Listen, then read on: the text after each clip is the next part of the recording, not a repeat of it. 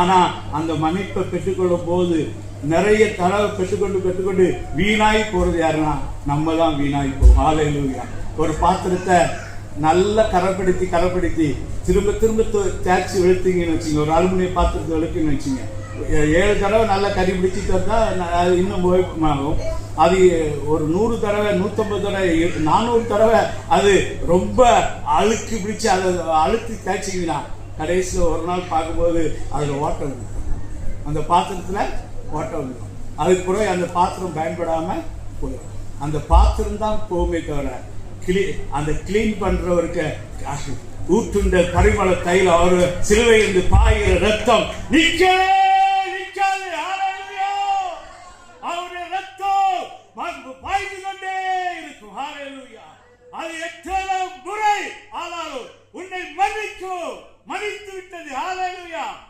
மன்னித்து உன் பாவங்களை அவர் என்ன செய்யறாரா, கிழக்குக்கும் மேற்கும் 11 வாசிங்க, சங்கீதம் 103 11 வாசிங்க.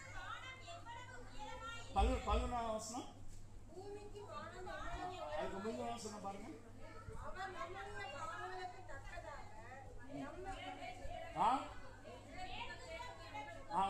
வாசிங்க 7 வசனம்.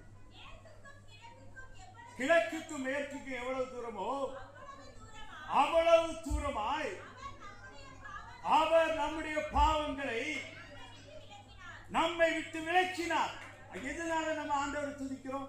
இப்படி இத நீங்க தயவு செய்து அடுத்த இந்த 2 நாள் கழிச்சு ஞாயிற்றுக்கிழமை வரும். ஞாயிற்றுக்கிழமை வர்றதுக்கு முன்னாடி ஒரு 2 நிமிஷம் இந்த சங்கீத புஸ்தகத்தை எடுத்து வாசித்து நீங்க தியானிச்சு பாருங்க.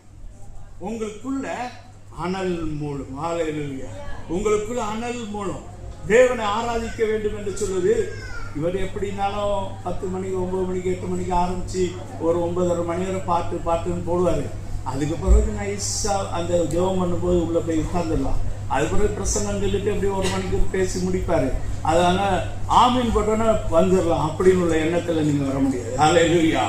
உங்களுடைய கிறிஸ்துவின் அன்பு நெருக்கி ஏவுறதுனால எல்லாரும் 10 மணி ஆராதனைனா 9:30 மணிக்கு இங்க வந்துருவீங்க. ஹல்லேலூயா.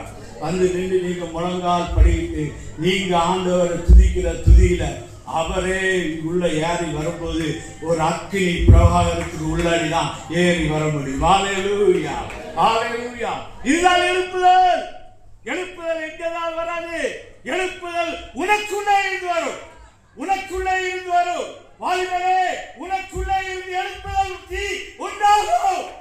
நீ அதை தியானி.